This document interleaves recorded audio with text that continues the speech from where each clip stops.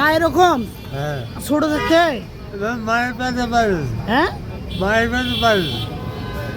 ওরে আল্লাহ। আমার ফ্যামিলির সংখ্যা কয়জন? 2 ছেলে 2 মেয়ে। 2 ছেলে 2 মেয়ে। ও, তারা কি করে? তারা কোথায় দেখাবো? লেখাপড়া করে। আচ্ছা, দেখেন এই চাষার, দেখেন তার কি অবস্থা। চাষা এইভাবে কষ্ট করে উপার্জন করে লেখাপড়া খরচ কি আপনি চালান? হ্যাঁ, এইভাবে আপনি ইয়ে করে টাকা সংগ্রহ করে লেখাপড়া খরচ চালান।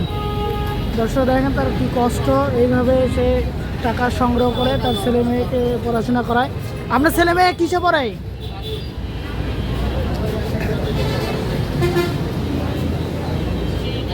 এটা বিয়ে অনার্স পরে মেয়ে, হ্যাঁ হ্যাঁ, এটা ছেলে বিয়ে অনার্স করে।